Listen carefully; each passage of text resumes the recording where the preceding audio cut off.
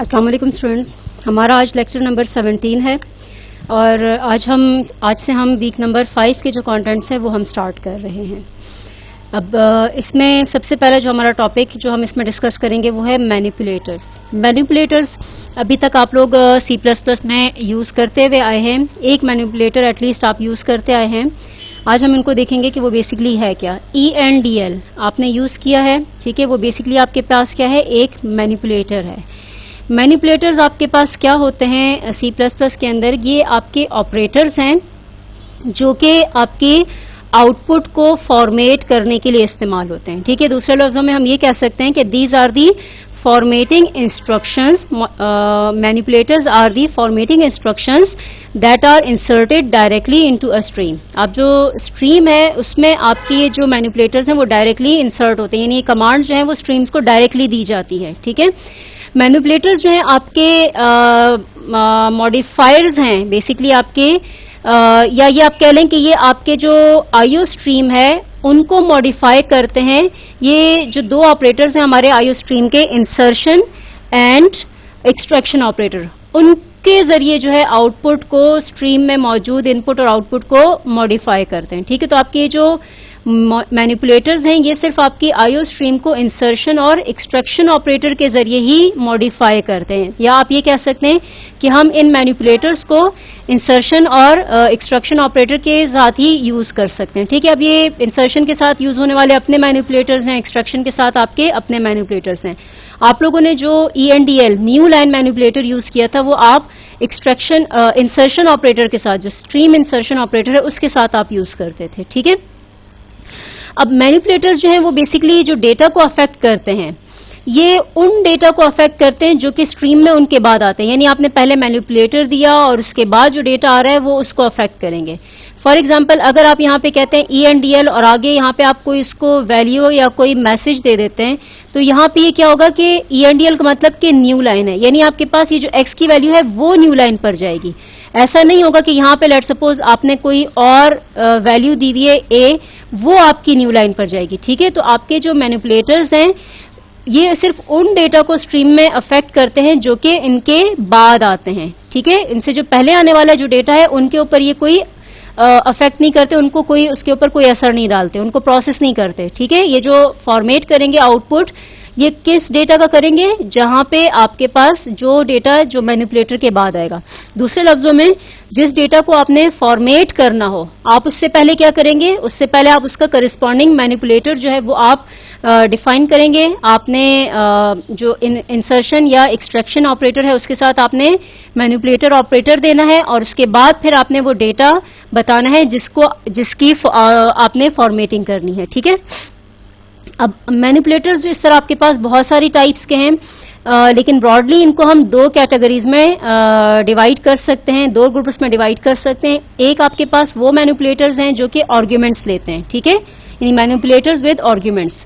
ये आपके वो मैनिपुलेटर्स होंगे जो कि एक आर्ग्यूमेंट लेंगे, मोर देन वन नहीं, एक ही आर्ग्यूमेंट एक वक्त में लेते हैं। इसी तरीके से आपके पास दूसरे हैं जो कि विदाउट आर्ग्यूमेंट्स मैनिपुलेटर्स हैं, यानी नो आर्ग्यूमेंट मैनिपुलेटर्स हैं। ये वो मैनिपुलेटर्स होते हैं जो कि कोई आर्ग्यूमेंट नहीं लेते, ठीक है। जैसे अब आपके पास ये ENDL जो है ये आपका कौन सा मैनिपुलेटर है, कोई आर्ग्यूमेंट इसमें पास नहीं हो रहा, that means it is a no argument manipulator और मैनिपुलेटर विदाउट आर्ग्यूमेंट, ठीक है। कुछ आपके पास जो मैनिपुलेटर्स हैं यहाँ पे हमने लिस्ट किए हुए उनको हम देख लेते हैं, कुछ की हम एग्जांपल्स के जरिए भी देख लेंगे। उमूमन आपके पास मुख्तलिफ जो आपकी लाइब्रेरीज हैं, मुख्तलिफ हेडर फाइल्स हैं, उनमें आपके पास ये जो मैनिपुलेटर्स होते हैं वो डिफाइन होते हैं, ठीक है। सो आपके पास जो आईओ स्ट्रीम लाइब्रेरी है जिसके अंदर आपके O स्ट्रीम, I स्ट्रीम और STD OSTR स्ट्रीम जो है आपके पास, ये लाइब्रेरीज या हेडर फाइल्स डिफाइन है। इनके अंदर जो है आपके डिफरेंट मैनिपुलेटर्स जो है डिफाइन होते हैं, ठीक है। या हम कलेक्टिवली इन तमाम स्ट्रीम को हम आईओ स्ट्रीम के जरिए भी जो हमारी हेडर फाइल है उसके जरिए भी हम डिफाइन करते हैं, ठीक है। तो इसमें जो आपका ENDL मैनिपुलेटर है वो बेसिकली आपका डिफाइन तो O स्ट्रीम मैनिपुलेटर के अंदर है, ठीक है। लेकिन चूंकि ये आपके यहाँ पे आईओ स्ट्रीम जो है वो आपकी एक जनरलाइज इन तमाम आईओ स्ट्रीम लाइब्रेरी को रिप्रेजेंट कर रहा है, तो हम क्या करते हैं कि जब भी हम आईओ स्ट्रीम इंक्लूड करते हैं अपनी प्री प्रोसेसर डायरेक्टिव में हैश इंक्लूड के जरिए, तो आपका ENDL मैनिपुलेटर जो है वो हमारे लिए अवेलेबल होता है हमारे प्रोग्राम के अंदर, ठीक है। सो ENDL मैनिपुलेटर से आप लोग वाकिफ हैं।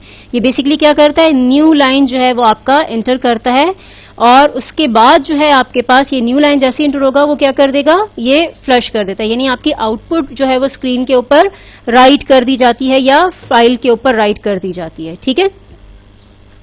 WS क्या है हमारे पास, WS जो मैनिपुलेटर है ये आपका हमारा जो वाइट स्पेसेस होते हैं स्ट्रिंग के सीक्वेंस के अंदर, उसको अगर हमें इग्नोर करना हो तो वो हम WS मैनिपुलेटर के जरिए करते हैं, ठीक है। तो WS मैनिपुलेटर जो आपका आई स्ट्रीम में डिफाइन है। इसी तरीके से एंड्स जो है आपका ये मैनिपुलेटर जब आपने आउटपुट स्ट्रीम में नल कैरेक्टर इंसर्ट करना हो तो उसके लिए एंड्स हमारा इस्तेमाल होता है, ठीक है। अच्छा, इसके अलावा आपके पास सी स्ट्रिंग की प्रोसेसिंग में जो है हमारा नल टर्मिनेटेड जो स्ट्रिंग है सी स्ट्रिंग, उनमें हमारा जो है अक्सर एंड्स जो है हम यूज कर रहे होते हैं, ठीक है। फ्लश आपके पास जो मैनिपुलेटर है ये आपके बतौर ऑपरेटर, ये कीवर्ड्स यूज होंगे बतौर ऑपरेटर, ठीक है। ENDL, WS, ENDS, FLUSH, ये आपके बेसिकली आपको वर्ड्स नजर आ रहे हैं लेकिन ये एज अ ऑपरेटर यूज होते हैं, ठीक है। सो फ्लश जो है आपके पास ओ स्ट्रीम के अंदर डिफाइन है और ये आपकी जो आउटपुट स्ट्रीम होती है उसको फ्लश करती है। इसका मतलब क्या है कि जितना भी आउटपुट आपका सी आउट के पास है या जो भी आपका आउटपुट ऑब्जेक्ट है, आउटपुट स्ट्रीम है, वहां से ये बाय फोर्स जो है आपकी स्क्रीन के ऊपर भेज देता है या फाइल के पास भेज देता है, ठीक है। अगर आपके फ्लश आपने अगर यूज नहीं भी किया तब भी आपको आइटम आउटपुट जो है वो आपको नजर तो आएगा लेकिन वो रियल टाइम नहीं होगा, ठीक है। सो बेसिकली आपके फ्लश जो आपके जो आउटपुट स्ट्रीम ऑब्जेक्ट्स होते हैं उनकी स्ट्रीम में आपका आउटपुट पड़ा रहता है। जैसे ही कोई नया आउटपुट आता है तो पिछला आउटपुट आपका स्क्रीन के ऊपर आ जाता है या फाइल में राइट कर दिया जाता है। आप कहते हैं कि इमीडिएटली जैसे ही हमारा आउटपुट स्ट्रीम के अंदर कोई वैल्यू या कोई आउटपुट जनरेट होता है या लिखा जाता है वो उसी टाइम में ही स्क्रीन के ऊपर आ जाए या फाइल में राइट हो जाए, तो उसके लिए फिर हम फ्लश जो हमारा मैनिपुलेटर है वो यूज करते हैं।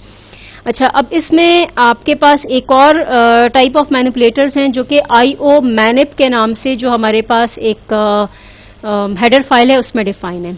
इसमें जो हमारे पास कुछ कॉमनली यूज होने वाले हैं या जो यूजफुल हमारे पास मैनिपुलेटर्स हैं, एक सेट W है। यहां से आप अंदाजा कर रहे होंगे कि आपके पास ये वो मैनिपुलेटर्स हैं जो कि आर्ग्यूमेंट्स ले रहे हैं, ठीक है। ये हमारे नो आर्ग्यूमेंट्स मैनिपुलेटर्स हैं और ये आपका विद आर्ग्यूमेंट मैनिपुलेटर है। तो सेट W, फिर पैरेंथेसिस में हम एक न्यूमेरिक वैल्यू पास करते हैं। तो ये जो आपकी फील्ड विड्थ होती है आउटपुट जो आप कर रहे हैं उसके लिए डिफाइन कर देता है, ठीक है। तो आपकी जो आउटपुट है उसके लिए फील्ड की विड्थ डिफाइन करेगा set width manipulator. Set fill आपके पास क्या है, ये एक कैरेक्टर लेता है, यानी सिंगल कोट में आपसे एक कैरेक्टर लेगा। हो सकता है आप कैरेक्टर वेरिएबल के जरिए पास कर दें। ये जो आपके पास जो विड्थ होगी आपकी, जो आपने विड्थ सेट की है आउटपुट के लिए, उसमें जितने भी ब्लैंक आपके पास होंगे जो फील्ड्स होंगी उनको फिल करने के लिए इस्तेमाल किया जाता है, ठीक है। तो आपका सेट फिल जो है वो आपका सेट W मैनिपुलेटर के बाद यूज होता है, ठीक है। इसी तरीके से आपके पास सेट प्रिसीशन मैनिपुलेटर, ये भी एक आर्ग्यूमेंट लेता है, ये एक डिजिट की फॉर्म में लेगा और ये उमूमन यूज होता है फ्लोटिंग पॉइंट नंबर्स के साथ, ठीक है।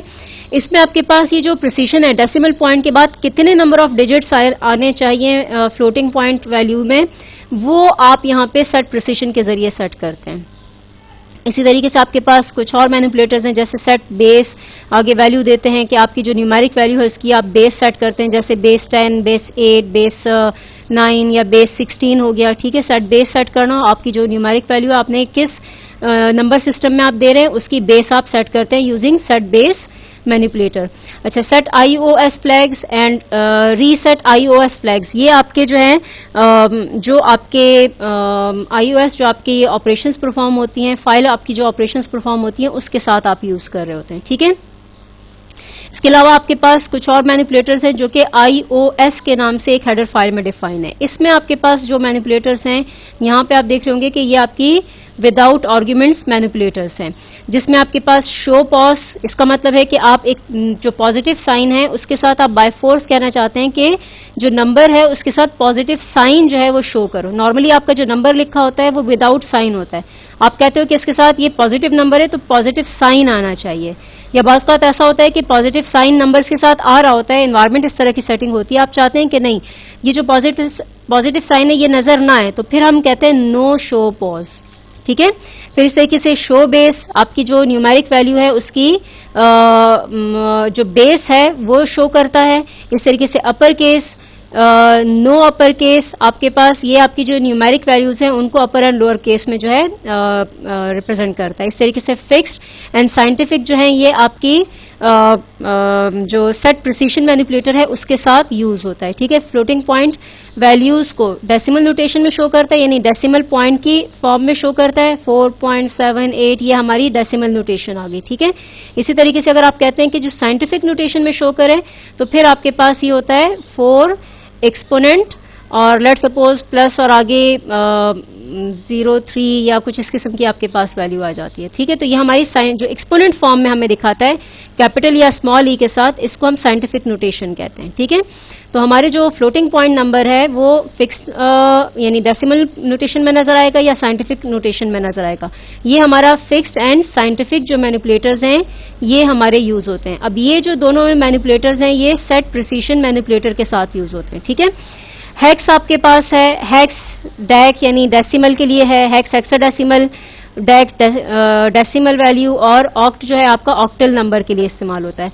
ये जब आप सेट बेस 16 देते हैं तो ये बेसिकली आपका हेक्स जो है उसकी जगह पे मैनिपुलेटर आप यूज कर सकते हैं।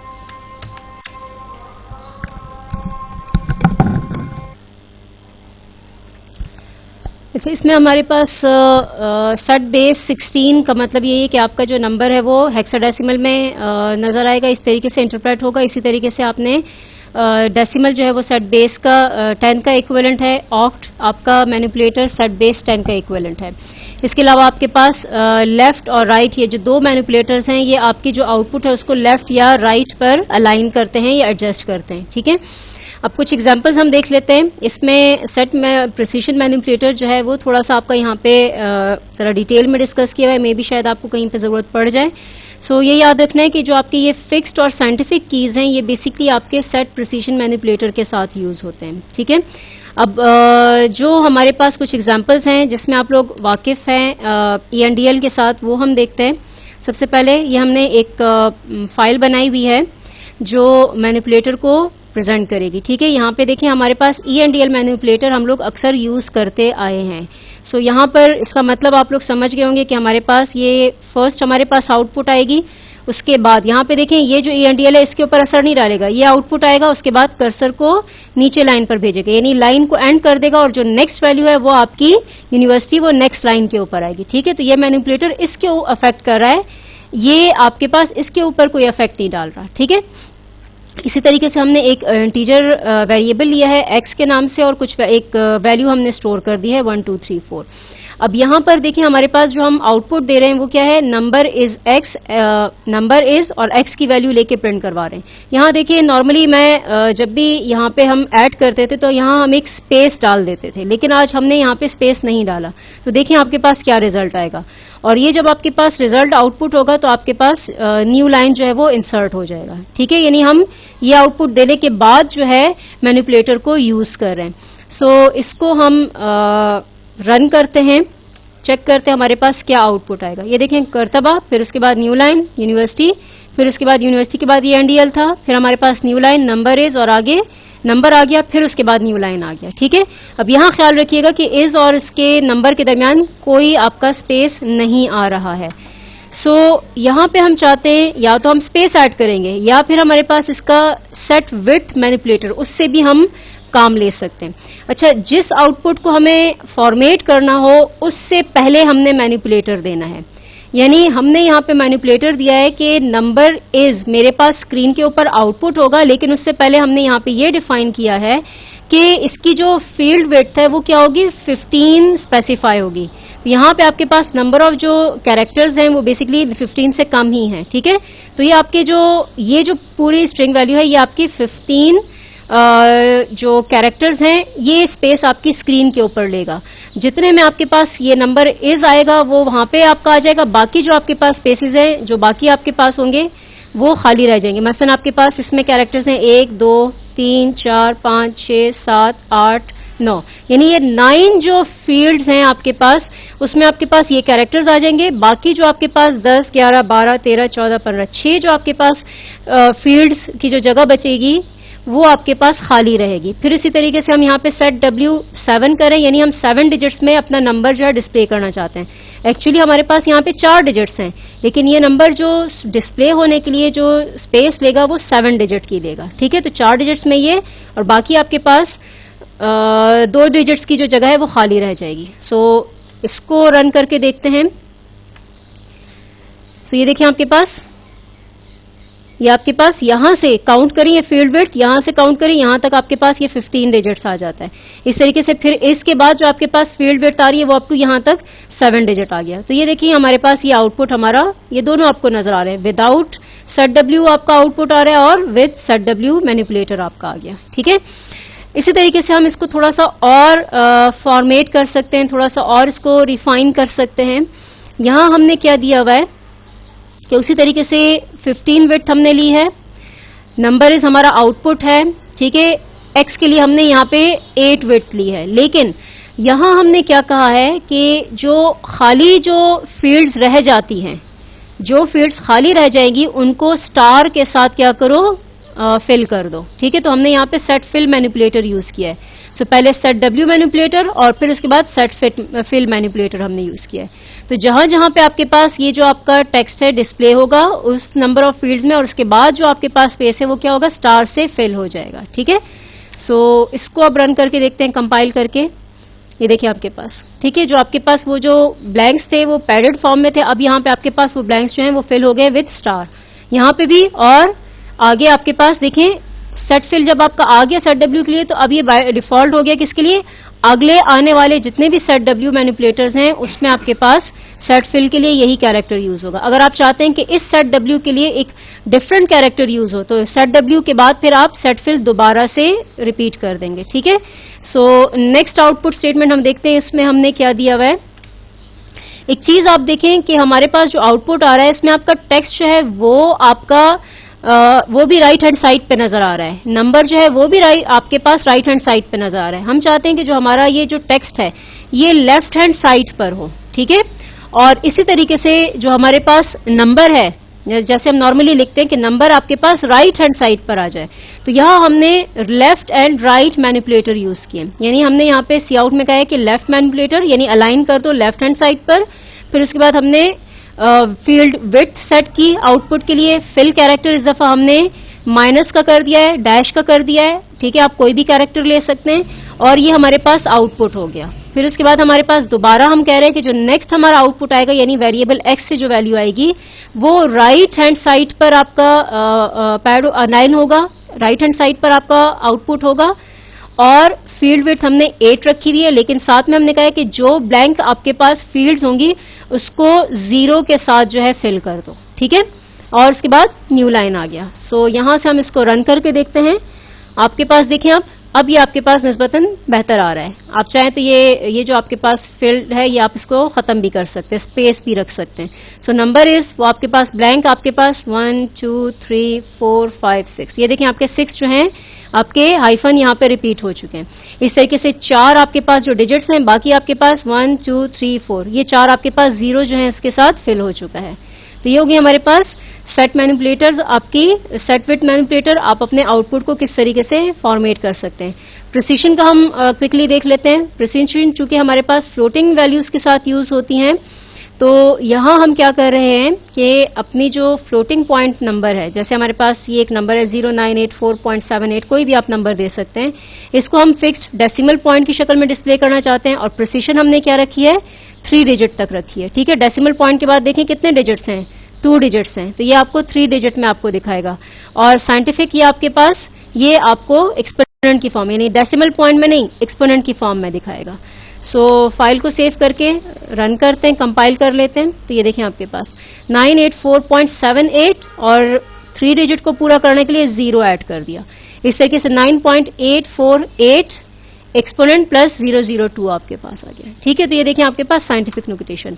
यहां से हम ये जो डेसिमल पॉइंट है थोड़ा सा चेंज करते हैं, 0 के बाद ले जाते हैं। तो अब देखिए आपके पास क्या होगा। अब डेसिमल पॉइंट के बाद आपके पास 5 डिजिट हो गए। ठीक है, तो ये फर्स्ट जो लाइन है आपके पास 17 आपके पास लाइन नंबर पर, ये देखिए किस तरह से डिस्प्ले करेगी और साइंटिफिक नोटेशन आपके पास किस तरह से आउटपुट देगा। सो यहां से हम इसको बिल्ड करके रन करते हैं। अब देखें 0.985 यानी आपके पास उस नंबर को इसने क्या किया है, राउंड कर दिया है। ठीक है, नंबर को राउंड अप कर दिया है। ठीक हो गया। सर्ट पोजीशन में आपके पास यहां पे 3 दिया था ना, तो ये 98478 ये 2 डिजिट्स आपके पास नहीं डिस्प्ले हुए, बल्कि ये जो 4 था उसको राउंड अप कर दिया है। ठीक है, और नेक्स्ट आपके पास 9.848 एक्सपोनेंट -001 आपके पास आ गया। तो ये देखिए आपके पास मैनिपुलेटर्स जो कि आपके आउटपुट को फॉर्मेट करने में, मीनिंगफुल बनाने में आपकी काफी हेल्प करते हैं। इसको प्रैक्टिकली अप्लाई करें, जो भी अब तक हमारा काम हुआ है इसको प्रैक्टिकली अप्लाई करें। आप कोड ब्लॉक्स के साथ वाकिफ हैं, इंस्टॉलेशन अगर किसी ने नहीं की अभी भी कर लें और प्रैक्टिस करें। ठीक है, आगे की जो आपकी असाइनमेंट आएगी, होपफुली 20 तक आपकी मिड टर्म की सेकंड असाइनमेंट भी आ जाए, तो उसमें हो सकता है आपके इस तरह के प्रोग्रामिंग से रिलेटेड जो है क्वेश्चन होगा। बेबी कोई प्रोग्राम आपको कहा जाए कि वो आप बनाएं, उसको रन करें और वो प्रोग्राम और उसका जो आउटपुट है वो आप डिस्प्ले करें। तो प्रैक्टिस करें। इस सिस्टम से आप लोग पहले भी वाकिफ हैं, हम ऑलरेडी पिछले प्रोग्राम के अंदर ये काम कर भी चुके हैं। सो प्रैक्टिस मस्ट है, प्रैक्टिस करें और यही प्रैक्टिस जो है आपको आपकी सेकंड असाइनमेंट में हेल्प करेगी। कोई क्वेश्चन हो डिस्कशन बोर्ड के ऊपर पोस्ट करें। अल्लाह हाफिज।